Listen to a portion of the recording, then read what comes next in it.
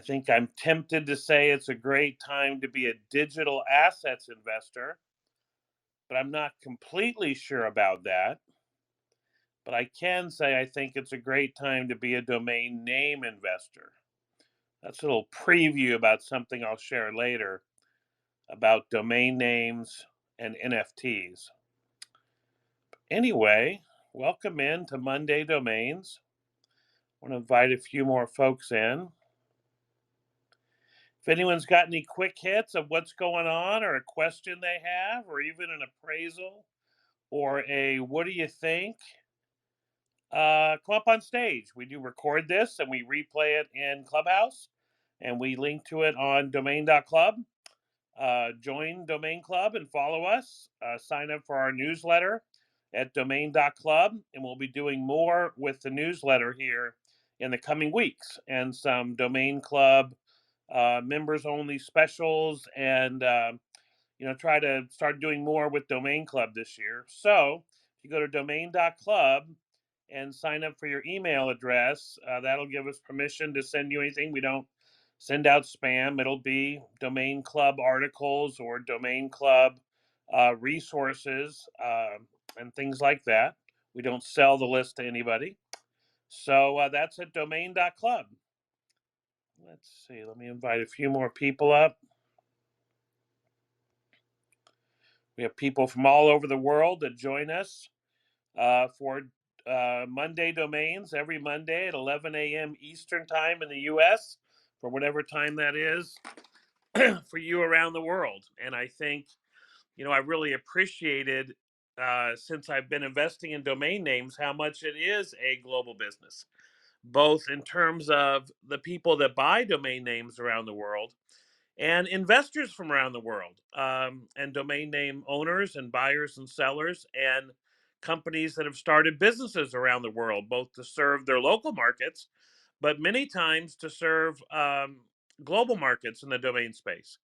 And it's really expanded, I think, the opportunities and the creativeness and the solutions that we have, because the whole world is one domain space. And I think that's terrific. Hey, Richard, how are you this morning? Welcome. Doing well, my friend. How's everything in the domain universe? Well, it's terrific. I had a chance to do something that hasn't been done all that much. I actually drove down over the weekend to northern Georgia and met with a group of 8 or 9 domain investors from Clubhouse that got together for a quick weekend get together. And I actually was able to, was it a domain conference? I don't know. We have to define what a domain conference is, but it did have a title. And if you go to some of the tweets by Mr. Premium, it was great to see Mark and his wife and Kevin Kopus and Stephen Lieberman and Jeremiah and Nikki and Michelle. And Jamie Easterman came in from the UK on his way to Los Angeles. And so I've shared so many hours with him over the past 2 years. It was great to meet him in person. Niraj was there. And it was terrific. So I'm kind of on a little mini high here after seeing people in person. Well, that's awesome. Going old school, right? I love it. Yeah, and as much as, we really didn't talk to each other. We just sat there and sat on the couches and turned on our phones and, talked to each other in Clubhouse. No, I'm just kidding. It was really terrific. So I want to thank Kevin for hosting me. He had a family cabin there, so we're up in the mountains of North Georgia, and it was terrific. Fortunately, it was a quick drive for me. Just a quick 2.5 hours that became 4.5 hours. But I was eastbound and down, heading over to Georgia. I'll date myself here with that reference, and then maybe The Devil Went Down to Georgia was the other song that I was maybe singing. Smoking a Bandit, we love it. Old school. I love it. Well, welcome everybody to Monday Domains. I think last week I had talked about what should I do? What should a domainer do, a domain investor? And Monday Domains is for really 3 types of audiences. If you own a domain name, if you manage a domain name for your business, If you are a domain investor, either a hobbyist, a collector, someone doing it full time, or if you're in the domain industry, we try to have content for all three of those groups. So you may be listening in because you saw the keyword domain, you saw we were a popular show, we get a lot of promotion on Clubhouse, and you may be applying what we talk about to the 1 or 2 or 10 domain names that you own. Or you may be an investor and you may be, I always call Clubhouse game films.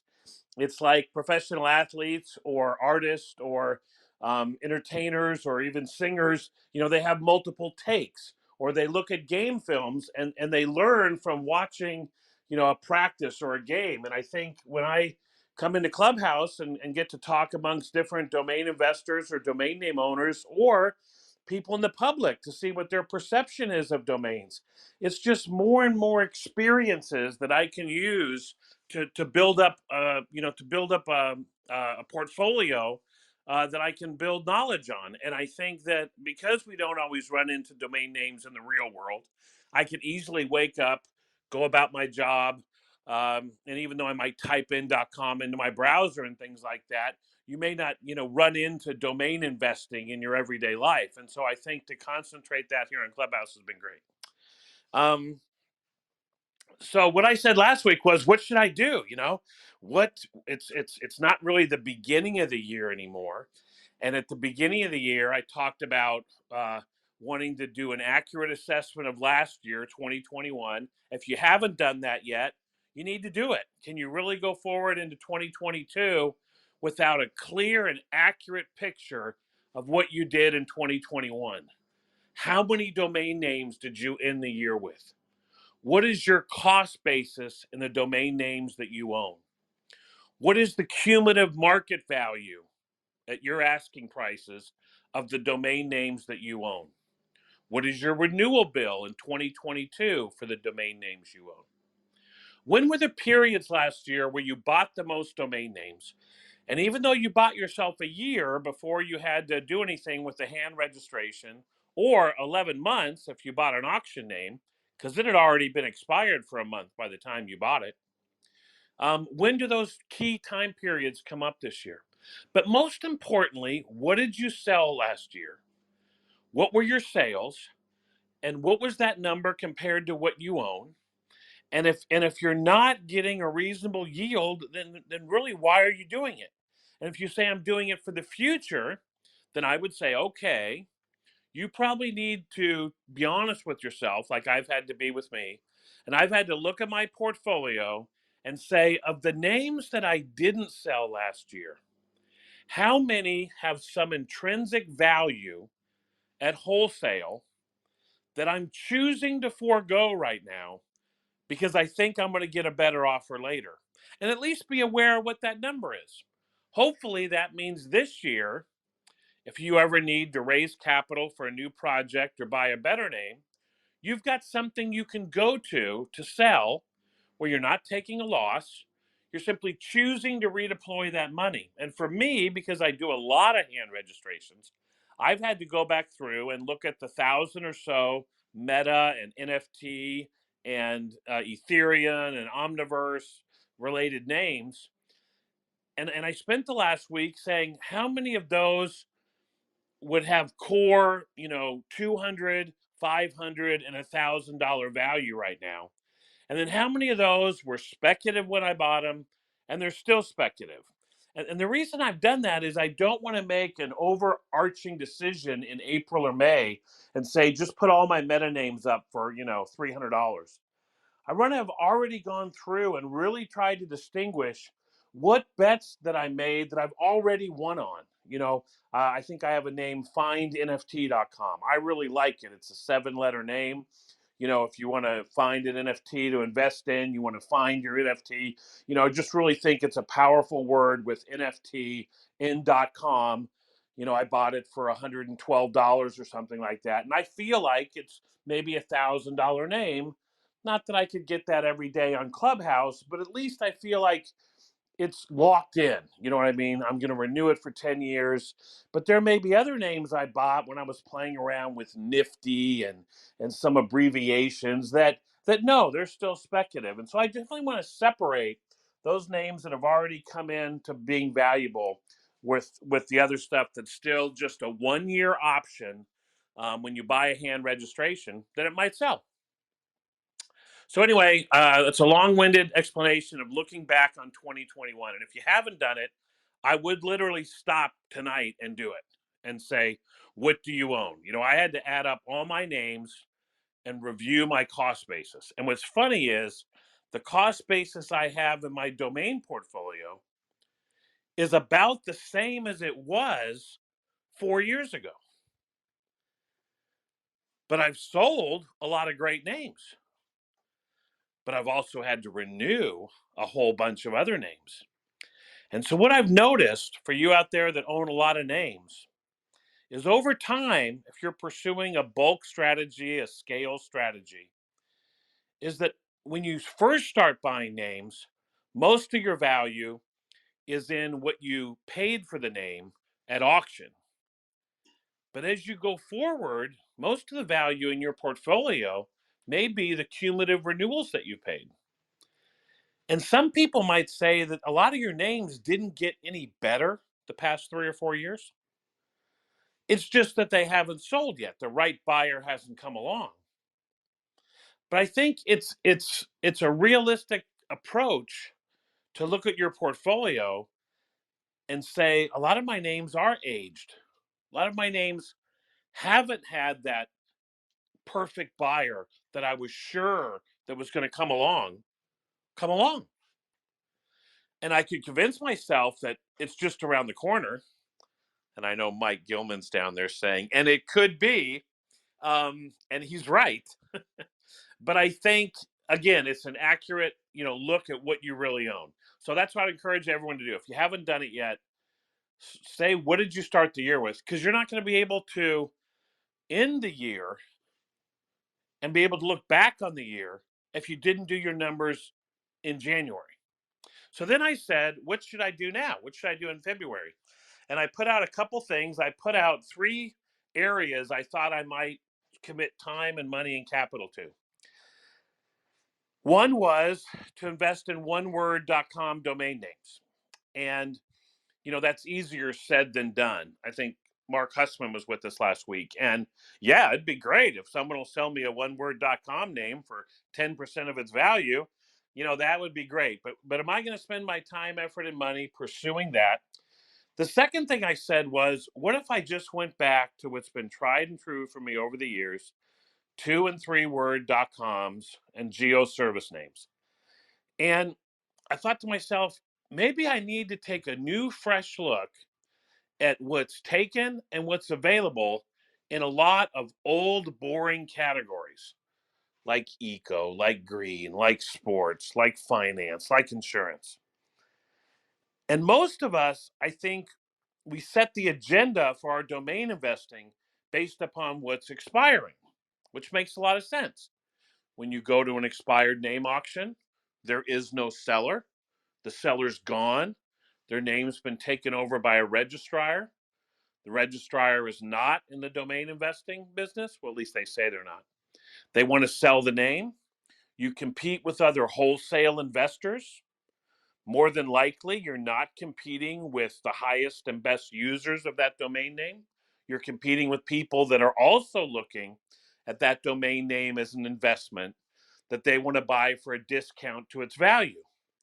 So it's rare that if I see Sam on stage, hi Sam, if Sam and I were competing for a name, it's rare that unless the name was in the domain investing space or something like that, that we would each challenge each other up to its true value to an end user.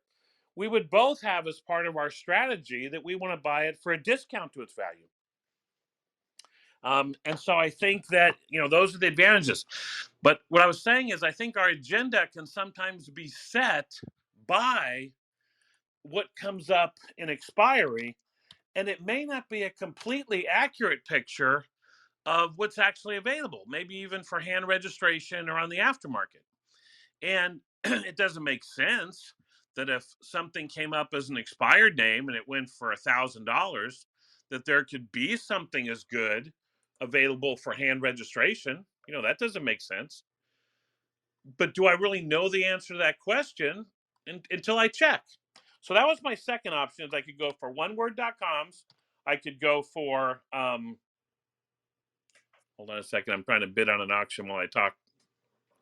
I can go for oneword.coms. I could go for combos, .com combos and tried and true industries.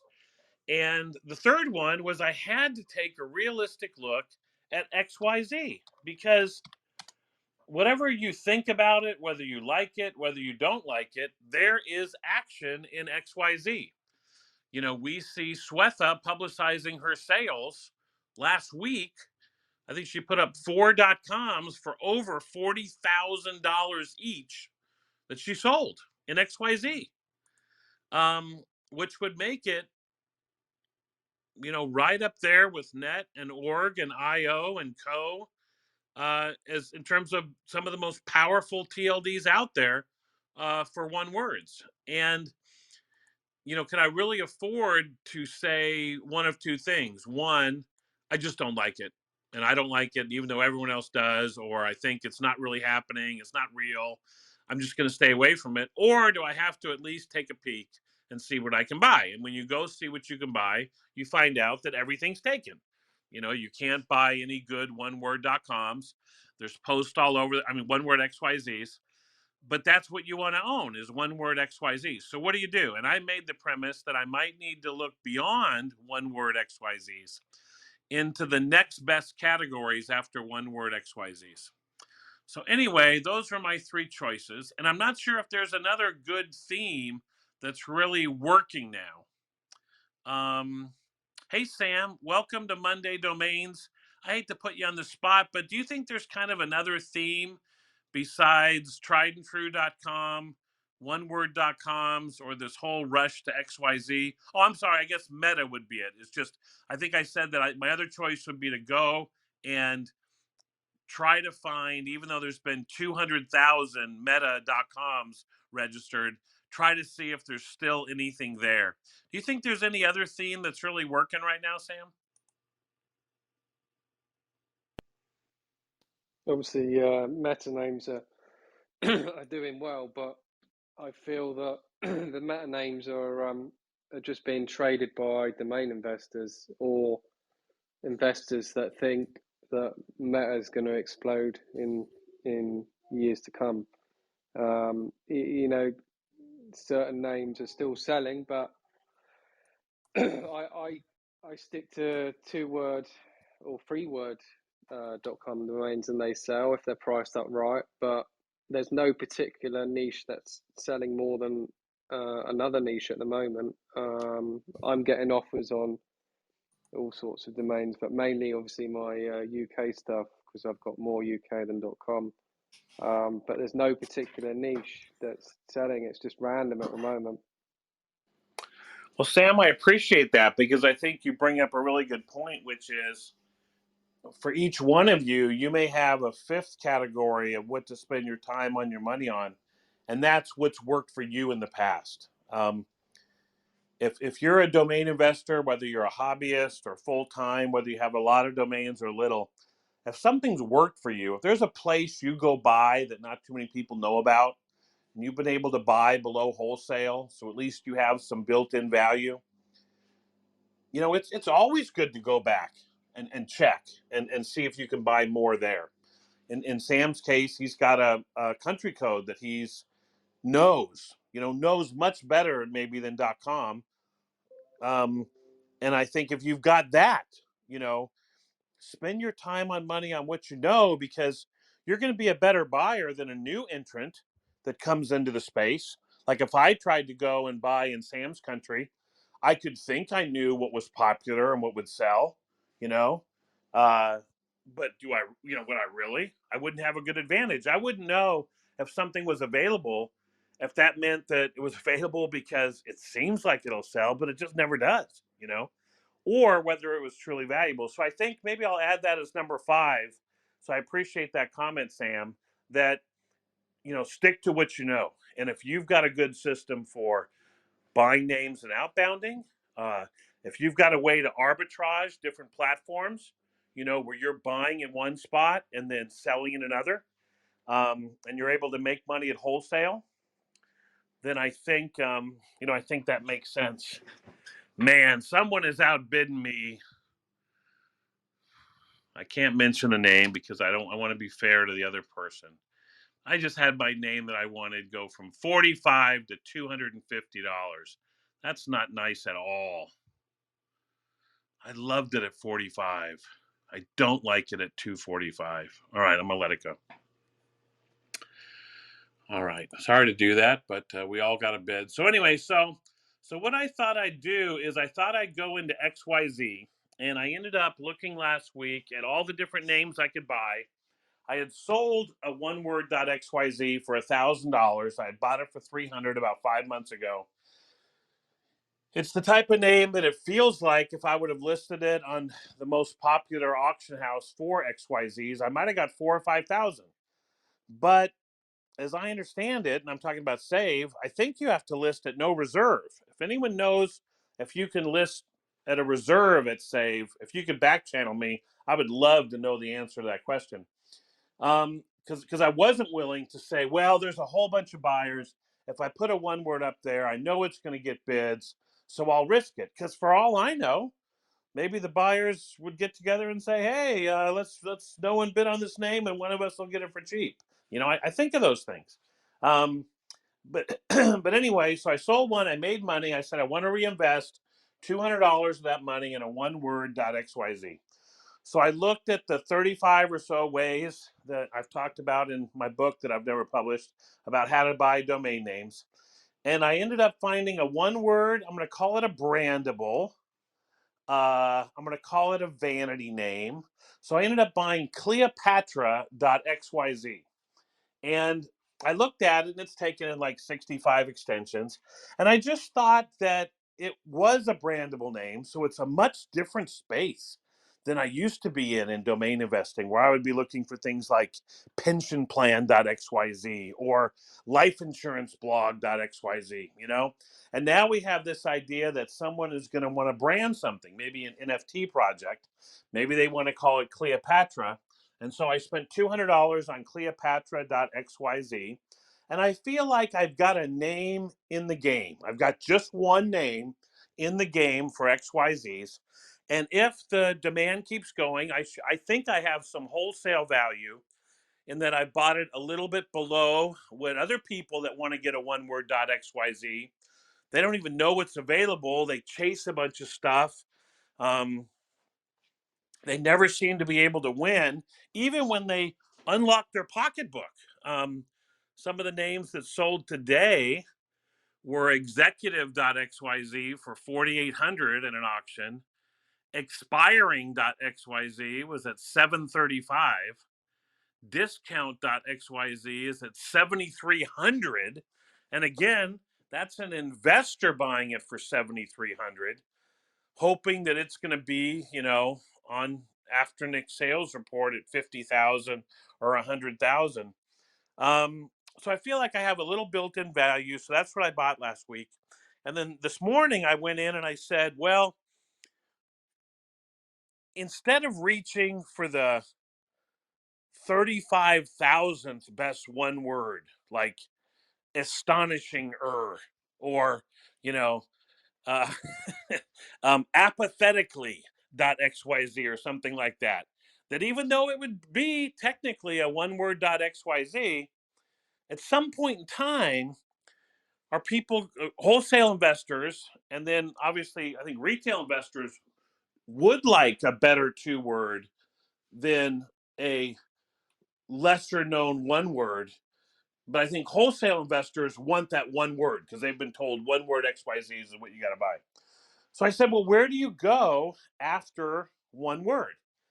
And the reason I think it's valuable to do this right now is XYZ has a lot of action right now. And where there's action, it reminds me of the simulations I used to do in business school, where you would have groups that would be managing companies, and you would set your marketing budget and your advertising and your pricing, and then they would hit a button and the computer would simulate a quarter of activity, and then it would show you how well you did. And I feel like there's so much buzz and activity around XYZ that I can gain a lot of experience of what's working and what's not working because there's a lot of action, there's a lot of data. If I had to wait and decide if twoword.coms were strong, I might have to wait 2 or 3 years to get the amount of data and sales and activity to understand what investors want, because a lot of my business is selling to other investors on domain outlet, and what new entrants into our market seem to be appealing, what appeals to them. They're not really retail buyers, but they're new digital investors who think XYZ is my chance. I wasn't there when .com came available in the 1990s. XYZ is my chance. And I think it's good to see what they gravitate to, because the next time we have a new theme, whether it's a new country code, a new extension, web comes out, day came out last week, I think it's good to know what people go for. So I had to look beyond one words, and I'll tell you what some of my choices were. Some of my choices were, funnily enough, to go with 3-letter, which is a very popular part of .com, but it doesn't seem like it's really taken hold in .xyz. That if you think about the reason it's popular in .com, one is there's a limited number. For a while, there was a Chinese demand and East Asian demand for the idea that there would be billions of businesses, so said, that would all need names. And if you picked the letters that were most likely to be in a 3-word abbreviation for a company's name, the equivalent of what we might see in BMW, that there was demand there. You have people's initials, you have initials for phrases, or you have little patterns like LNN, meaning letter number. I'm sorry, you have VCC, or repeating letters, repeating numbers. So I think that's one way to go. Second way might be, it's funny, I looked at a bunch of names that were for sale that were all 2 letters with a dash in between, a hyphen. And I know people are like, that sucks, that'll never be valuable. But again, I'd love to have what I want be available, right? And at some point in time, I have to look at what's available and decide, do I want it now, or are other people going to want it later? And it's the old song, if you can't be with the one you love the one you're with. So I think part of domain investing, part of what I'm doing this morning when I was looking at XYZ, is what do I want? And then how expensive is that? And am I willing to pay that much? And then what can I get? And do I like it? And obviously, there's going to be a lot of room in between. But I think you have to look in both places. You have to look for opportunities to buy what you want, one word .xyz in this case. And you have to say to yourself, I'm going to invest 4 hours looking. Not, if I find something in 10 minutes, I'll buy it. And if not, I'll just buy the best thing I can find in 10 minutes. But pick an amount of time and say, I'm going to spend the time looking. And if I look for some names, it may make me think of other names. It may make me think of other names. So I started early this morning, went through all the places I go to look for names, and I ended up buying the one name I really wanted. I can't buy it. I found a CVCV that was also a nickname, and I can't tell you what it is because it's going to drop in the next 2 weeks. But it got me looking in the CVCV space. And for those of you, the CVCV space is the best example most people give is the company Hulu.com. And when a lot of Web 2.0 companies were starting, they were bootstrap startups. They weren't raising tons of money. It was after the financial crisis. They couldn't get oneword.coms. And so they wanted something short and memorable. And they gravitated around this idea of a 4-letter name. And then a subset of the 4-letter space would be names with consonant, preferably hard consonant sounds, with a vowel, and then a hard consonant and a vowel, where you'd have 2 syllables, 4 letters, and again, I think Hulu's maybe the best example. So started looking through those, found one I liked for $50, and then found out from the platform that it's in redemption period and the seller forgot to take the listing down. So I was really bummed about that one. The next one I bought was I ended up buying 5.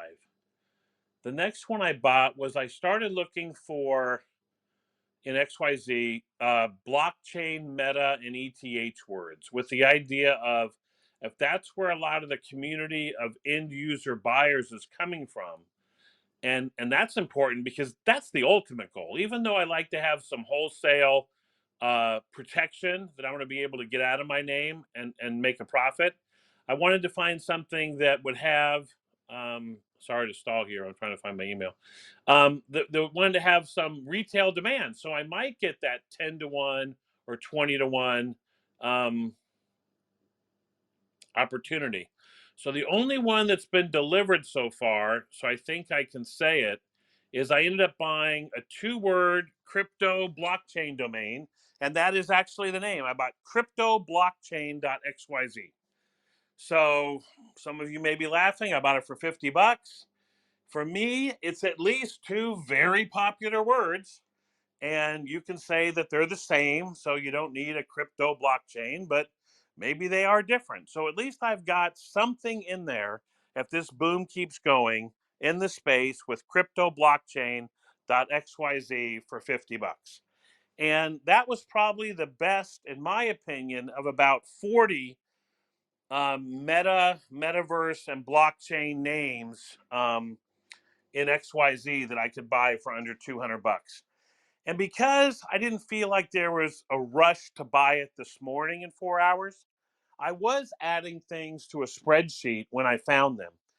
And the reason is there's something about, I think I'm going to call it a recency bias, or when you first discover something, a treasure, you seem to overvalue it compared to what you may think even 30 minutes later.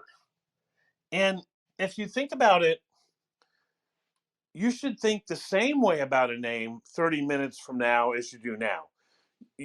Your life experience hasn't changed. Your thoughts about domaining haven't changed. Your intelligence hasn't changed. Really, nothing's changed for me as to who I am and what I think now compared to 30 minutes from now. Yet for some reason, the moment I discover a name, I seem to put it in that, oh my gosh, I'm obviously going to buy this. How could I not? Everyone's going to want this from me. And even crypto blockchain, which I bought about an hour and a half ago, now I'm kind of going, boy, it is really long and it's 2 words that mean the same thing. And here I am telling everybody that's what I bought. And it's not as good as I thought it was an hour and a half ago. Hey, Richard and Sam, I really appreciate when you guys join me. You can maybe bail me out here. Do you think there's something to this idea that when you first discover something, you seem to overvalue it in the domain space, and just time seems to bring you back to not liking it as much, or maybe being more I'd rational? say 100% because when you first see it, the very nature of being an entrepreneur, you're positive, and then once you think it through a little bit more, you could add some more logic to it.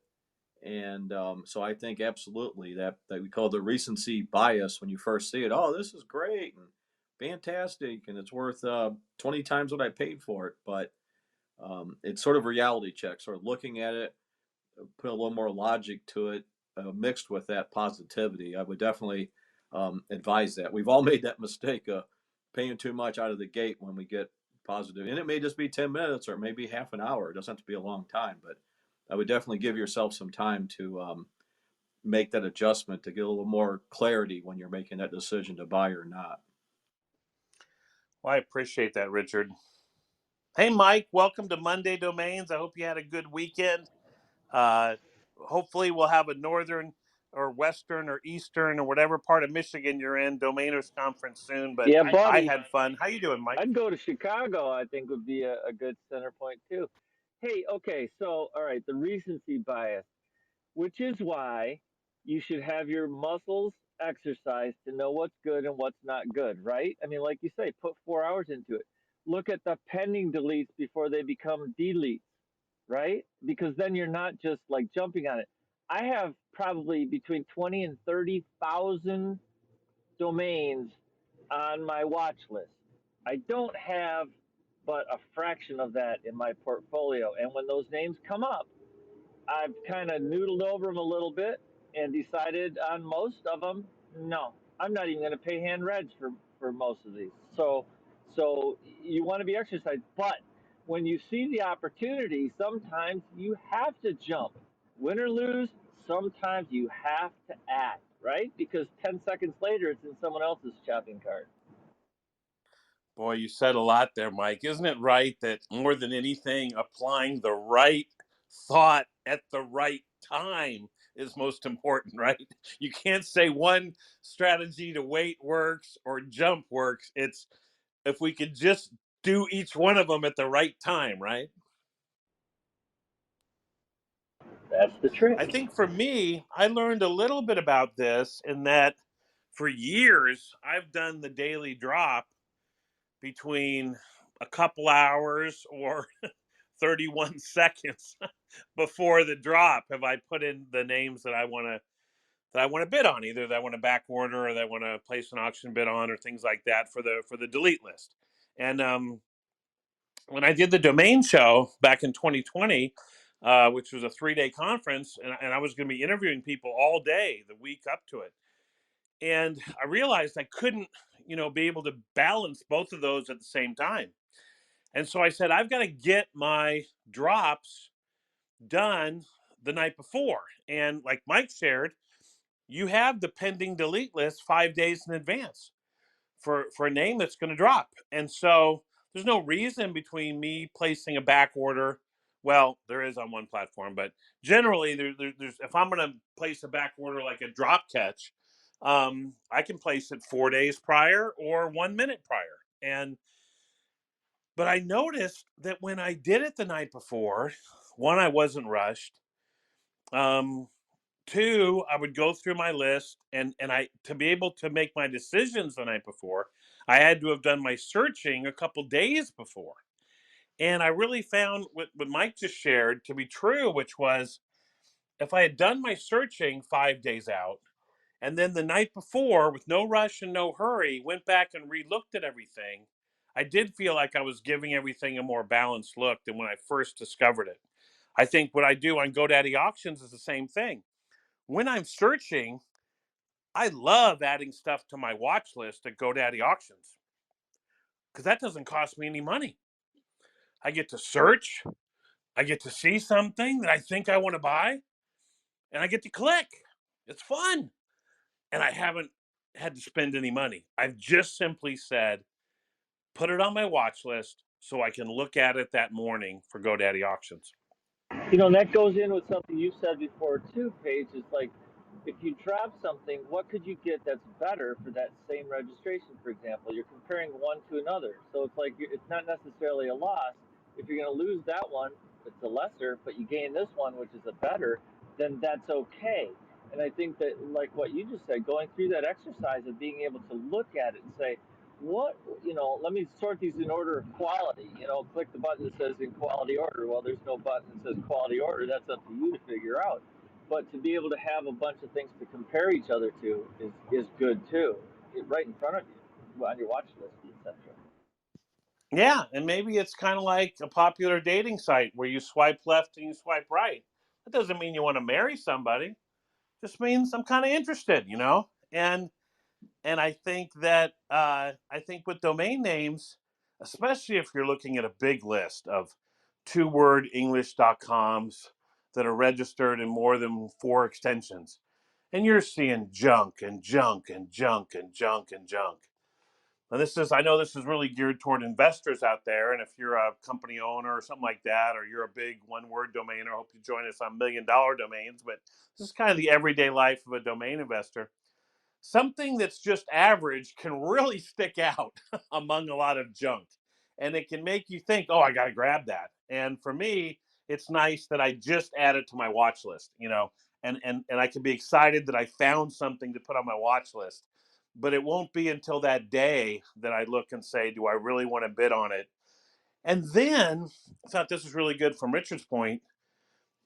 Imagine the name that you're going to bid on today, and imagine if the price is $200 and $300 and $500 more. Because if you wait until a name like this morning, the name I was bidding on was Vikings.xyz. And I liked it at 45 bucks, but I didn't like it at 350 bucks. Now, maybe I should have. It can be a great NFT project, Vikings.xyz, you know. Um, but I had already kind of thought that I'd go 250 on that. And the reason I felt good was I really felt like that was a balanced thought. You know what I mean? And then I just had to stick to it when I saw it go above my price, as opposed to trying to decide as I went, well, if someone else thinks it's worth 400, I only have to pay $10 more than them, and heck, I'll always be able to sell it back to them because they thought it was worth 400. And so I think not only thinking about whether you want to buy a name, but what you would pay for it, and you may have to imagine a price well above where it is, because as we all know, its price can change dramatically in the last 5 minutes by thousands of dollars. All right, so I bought my XYZ. The other name I bought, I haven't been delivered yet, so hopefully if you're a seller of this name, you'll deliver it. I bought 2 one-word names, and again, I don't know if they're going to be delivered, but I bought disrespect.xyz for $29, and I bought workcation.xyz for $29.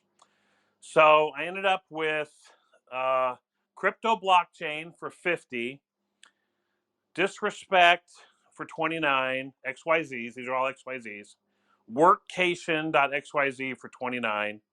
I missed a CVCV for 50, and then I bought Cleopatra for 200. So if there's anybody out there in the XYZ space that maybe spends more time than I do, I'd be interested if you want to critique my purchases. Mike, I know you're not a huge XYZ person. Is what I'm talking about buying an XYZ just seem crazy to you, or Sam or Richard? Not crazy. I mean, no. I mean, yeah, you're talking sense. Gotcha. No, there's an absolute market for it. I mean, XYZs are selling. There may not be everybody's most popular, but there's definitely a market for it. I've been an XYZ since it launched. I bought names in the land rush. I bought names in the first week.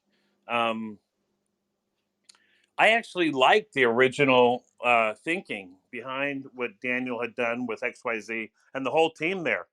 Um, they were one of the few new TLDs that found themselves with what we now call a brandable.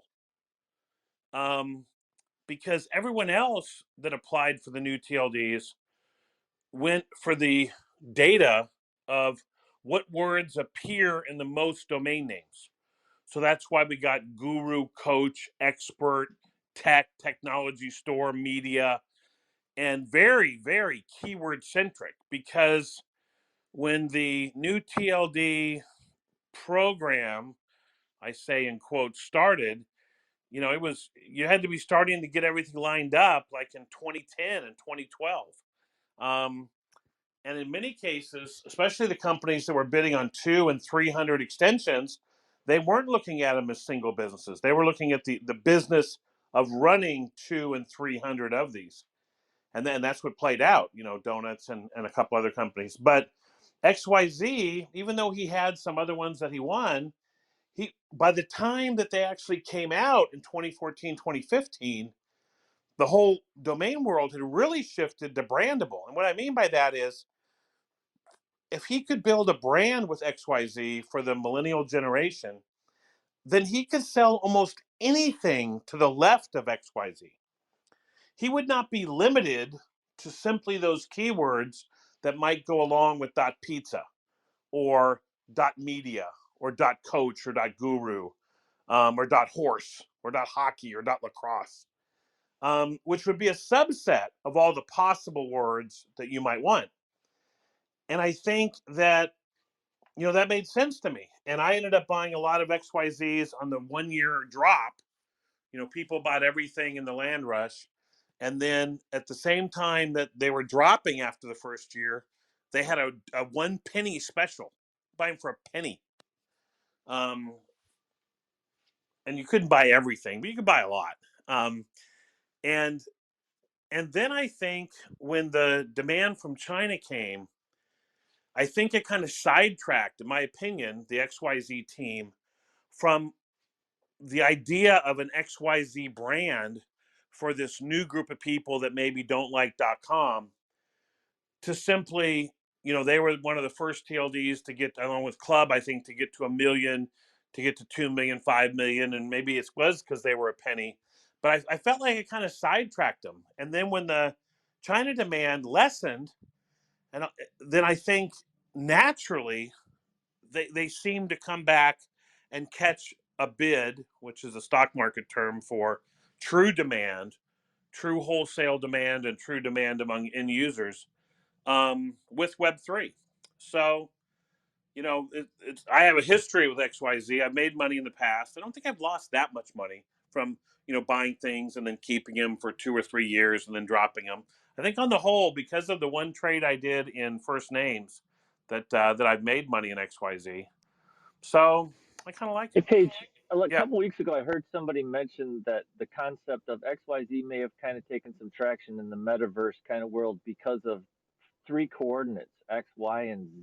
I thought that was Well, now you're giving away my company secrets. But so when I had a bunch of XYZ words, I had a bunch of one word names.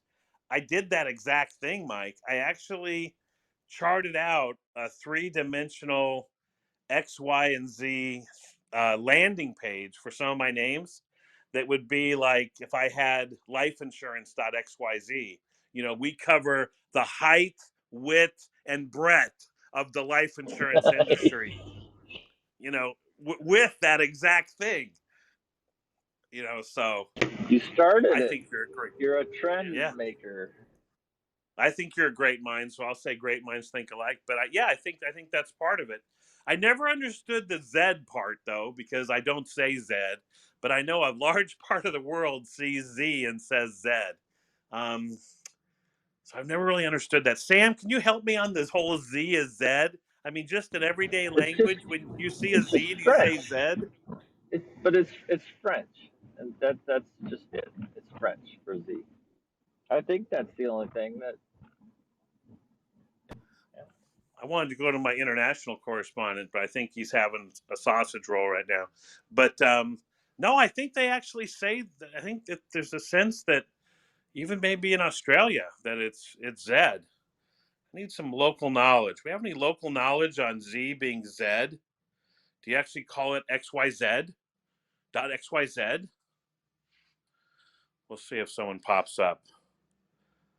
Oh, here we got Ross. Maybe Ross can help me out. That's what Z said. Hey, Paige. It's if you're from down under, it's absolutely Z, and we got it. I think we got it from the Brits. So New Zealand, Australia is Z. But I noticed since there's been so much American television, the Z has sort of crept into the vernacular down there too. Well, Ross, one, great to see you, and I hope you're doing well, and I appreciate that. And yeah, I guess you've also had to learn what a foot is, and an acre, and some of the other terms we have, right? Yeah, we gave them up a long time ago. It took a while. I was in the crossover period between the imperial and metrics, so it's interesting that the US has hung on to the imperial, and yet I think even the Brits have given it up. Fascinating. So XYZ. I feel global. XYZ. I feel global. Just saying it. I kind of like it.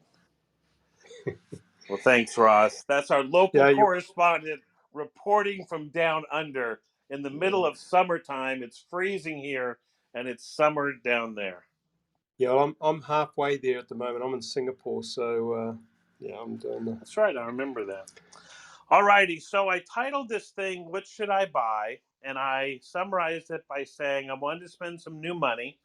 I'll summarize today's show. First, I talked about if you haven't done your 2021 stats and you haven't decided if you're a domain investor or even if you're a hobbyist, it's a good time to review your portfolio. One of the things you can do if you're a hobbyist, um, if I only own 60 or 70, names, and most of them I have projects for, I think it's okay to have them on one database, and I would print that off. And what you might want to do is you might want to use fonts to say, and I've done this with my portfolio before, where if I think a name has a value of, above 1,000 or above 10,000 or above 100,000, I'll put those in different font sizes, 24 point, 18 point, 16 point, 14 point. And then when I search my database for all my names, and I search it by price, high to low, when I get to each category, I'll see where I have the biggest investment.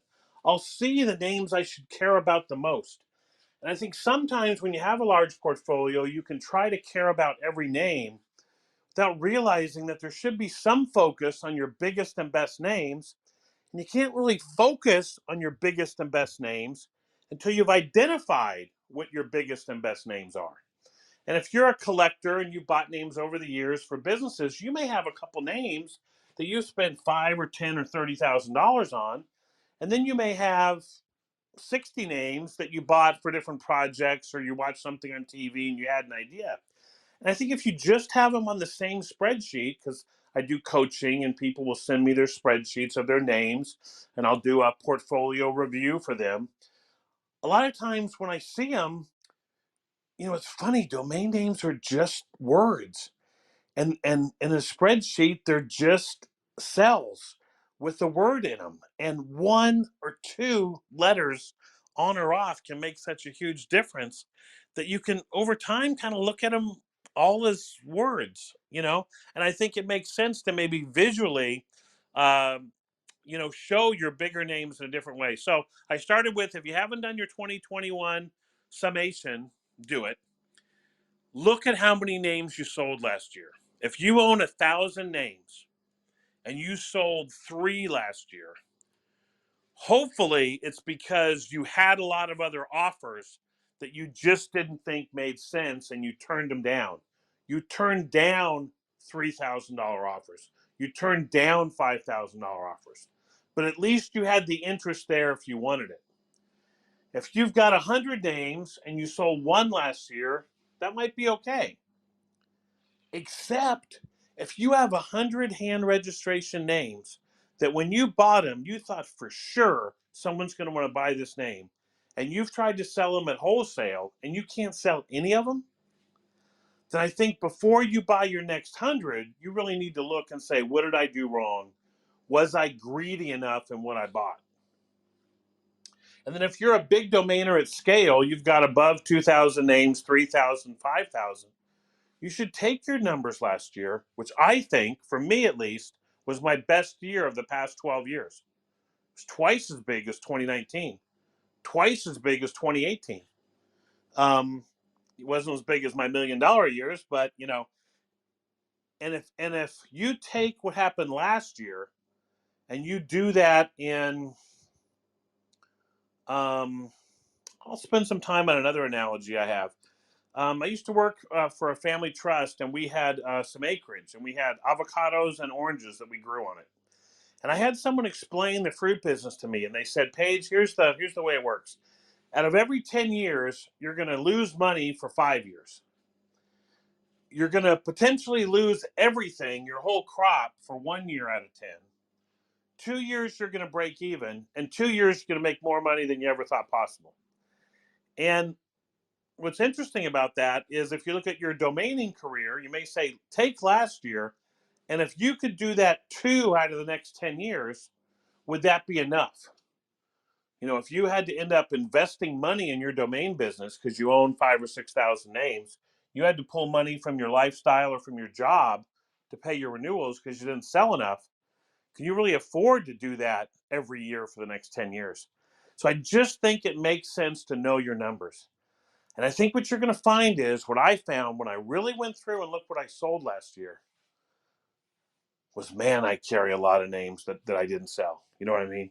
And I can convince myself they're going to sell. But what other business could get away with only turning 1 to 2% of their inventory? And I don't know if it's always going to be that good in the domain space. I don't know. And most of us had a good wholesale time in March, April, and May of selling on Clubhouse auctions that probably gave a cash inflow that we weren't used to seeing because, I've had Domain Outlet for years and I sell on newsletters. I sell on Name Liquidate. I sell on DNWE.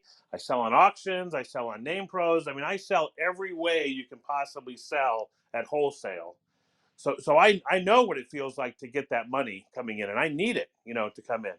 But I think for a lot of domain investors, that was a one-time pop because we haven't had that wholesale opportunity. So really look at last year, and it should have been a good year, I think. You should have had some component of meta, ETH, metaverse type stuff, NFT pay off for you.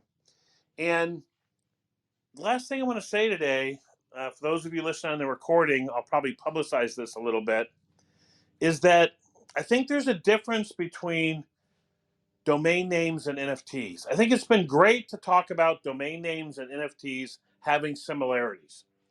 I think it's been great to invest in domain names that have the word NFT and metaverse in them. But domain names, I believe, are much greater, much more long lasting than NFTs.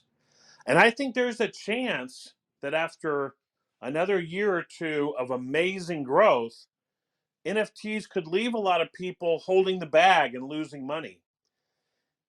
And I would hate to have us try to associate ourselves with NFTs so much that if a whole generation decides that they got burned on NFTs and they're never going to touch them again, I don't want them to lump domain names into that category. One, we never made the crazy exorbitant profits that NFT sponsors have made, where you can issue 10,000 gifts and make $1.5 million. And I would hate for us to chase saying that domain names are like NFTs to get some of that benefit when we're only going to get a fraction of the benefit, right? We're not going to be able to sell 10,000 domain names for $1.5 million that we just created, just out of nothing. And a gift you don't even have to pay a renewal fee on. You just create it, And if we're not going to get the gain, I don't think we should associate the domain name asset so much with NFTs that if people get disillusioned or the market gets flooded, that we get caught up. Now, that's different than saying that I believe one of the things I've enjoyed about domain name investing has been I can jump on whatever's popular and buy domain names. I can buy last year NFT and metaverse domain names and make money. But that doesn't mean this year I can't get on virtual reality and augmented reality and holograms. And next year I can't be on electric vehicles and wellness and tiny homes or something like that. I mean, I think the domain name space is so foundational as an asset that I think it can take advantage of current trends. But I would hate to see us be so aligned with NFTs as much as we want to say, oh, we're digital assets, we're just like NFTs, we're the original NFT, which I do believe. That if people get disillusioned with NFTs, that we would have to suffer some of that pain with them, because I think that we do have functional use with our domain name. So I wanted to get that out there, get that on tape, and so I can publicize it a little bit. If you're listening to a recording, thanks for staying with us to the end. Those of you in the live Clubhouse audience, I do appreciate you coming each week. I always like to throw out there any questions you might have on owning a domain name. If you found this room and you just own a domain name, you have a question. I've been in the business about 23 years, probably bought and sold over 40,000 names for 10 or $20 million. Hopefully I've seen most of what you may run into and I can help with the question or even a quick appraisal. If you want to back channel me a name, I'm not going to do rapid fire appraisals today, but I will soon. And then if you've got a room or a talk or an event coming up this week in Clubhouse or this month off Clubhouse, I had a fun time at this little meetup, I'll call it, with other domain investors over the weekend. And I would love to see one in Chicago. If someone does one in Chicago, and when I say someone, I mean Vito, if you're out there, I'll fly up. I'll drive up. I would love to, and I think a lot of people might. And if we feel it's safe, everyone make your own health decision based upon what you're comfortable with. But I think if we can create a safe environment, I think it's so affirming to be able to, as opposed to maybe just seeing friends of yours or seeing people you like in business and having to explain the domain business to then ask them a question. It's nice to sit down with people that already kind of know the business you're in and they're in it too. So anyway, I want to give some time. Mike and Ross and Sam and Richard, thanks for joining me. Anything special happening this week? Sam, how's your upcoming course doing?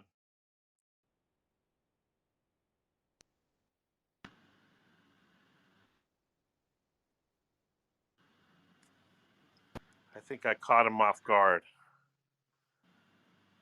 Hey, welcome. Great to see you.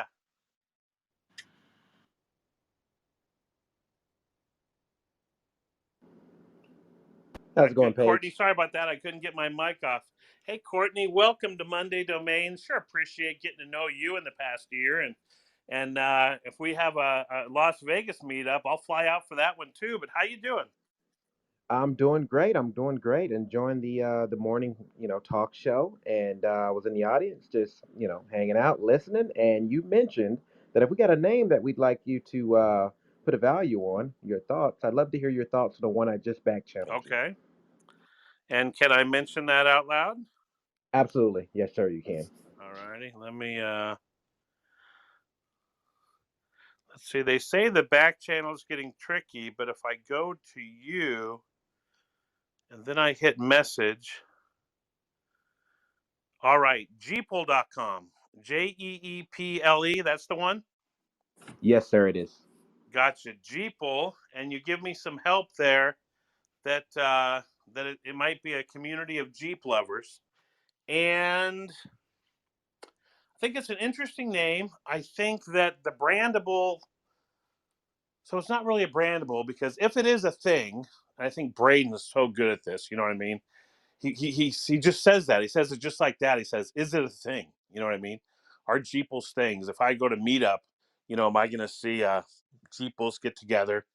And is there some sense that Jeep isn't trying to own the word? Jeeple.com. I still think that it's a brandable, that its highest and best value is probably between 2 and 12,000 as a takeoff on Jeepers, or just a generic brandable, which has to compete with 30,000 other brandables, but it's kind of simple. It's 2 syllables, Jeeple. So I don't know much about the Jeep community, whether it's a $50,000 name, because man, there's Jeeple groups all over the world. But it seems to me, unless that's really a thing, like if you're buying it because you think it could be a thing that people will call themselves Jeeples, I'd say no, it's better as just a regular brandable, maybe 400 wholesale, 8,000 retail. But if it is a thing, then I think it might be 2,000 wholesale, 25,000 retail. No, that's fair. No, I appreciate that. Thank you.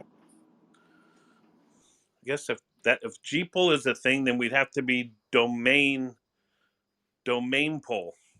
I got to go to Mike Gilman here. Mike, my portmanteau expert. Can I add pull No. to domainer? No. That was a fast no, Mike. Some things deserve a fast no. Just cut it off. Hey, Paige, it's interesting topic with the metaverse and all the meta domains. I've got one I wouldn't mind your opinion on. I've just back channeled it to you. Quite happy for you to share it. Just trying to see where it fits into the current environment and see whether the question is whether to get out there and market it now, or just bank it and wait and see what comes in.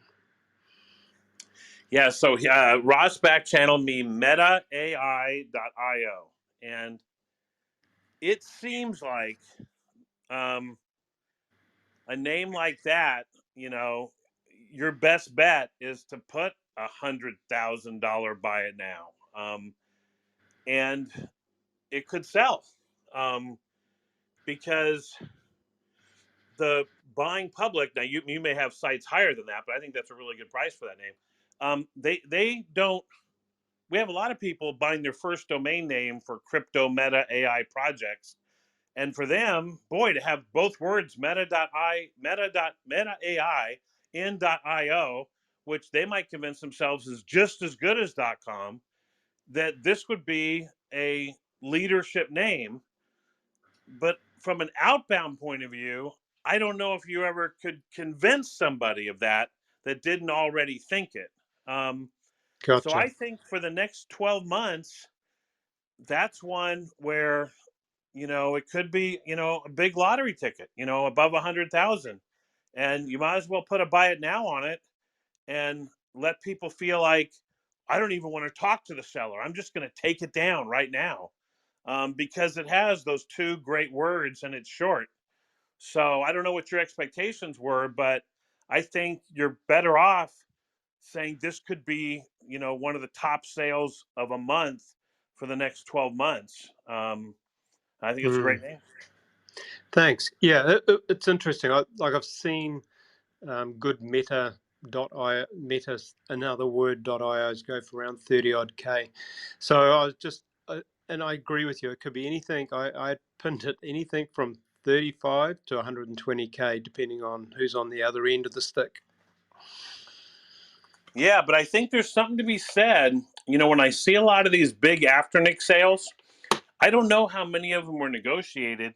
And when I see them go down at prices ending in 888 or 999, maybe they were make offer and then people responded with that. But boy, wouldn't it be great if we had that type of granularity in our data? Mm. If the people that ran Afternic had a clue and they could say, 31% of our sales above 10,000 were make offer where we replied with the price and they were purchased on the first price. Wouldn't that be great to know? Versus how many were bought buy it now versus how many had two counters or three counters or more than three counters. Wouldn't that be great data? It would. I guess then you'd have to go to some of a big database who's done a lot of buying and selling on there and have it provided individually, right? Yeah. All righty, everybody. Well, thanks for Thanks, Paige. being with us on Monday Domains. Love to talk about specific names. One of the things I try to do in Domain Club and Monday Domains and $1 Million Names is to get into real names, into what I'm doing right now, what I would do right now, because there's so much out there that's hypothetical about domain investing. If you find a really good name at a discount to its true value, you should buy it. And then one day it could sell. But it's like, but what do you do? So if it helps, I just try to share what I'm doing, and I'll try to keep doing that this year here on Monday Domains. I'll see everybody out there on Clubhouse. I love the suggestion of a Chicago meetup. So I think Vito has got uh, a horse in that race, and I'd love to see him do it. So maybe I'll ping him today and see if he's thought about it more. And if anyone does any casual meetups around the country, and you wouldn't terribly mind me showing up, I'll travel for one. So thanks, everybody. I'm going to go ahead and close down the room. Hopefully everybody will regather in a social room this afternoon. I am opening up Domain Club. If you want to be someone who can start rooms in Domain Club, I can make you, I think it's an expert or a member who's allowed to open rooms. And I know anyone can open a room on Clubhouse, and anyone can, you know, start their own club. And I know you want to build your own brand in your own club, but we are the largest club on Clubhouse for domains. We have an association with Startup Club, which is the largest club, on Clubhouse. And we might be able to get you some more traction, and provide some help and resources as we do mailings to our mailing list and some off Clubhouse marketing. So let me know if you're interested in just having the ability to start a pop-up room during the week and be in Domain Club, or do a scheduled room. So thanks, everybody. Thanks, speakers. Thanks, Paige. All Cheers, right. Paige. The room is ending. We'll see you in 3, 2, 1.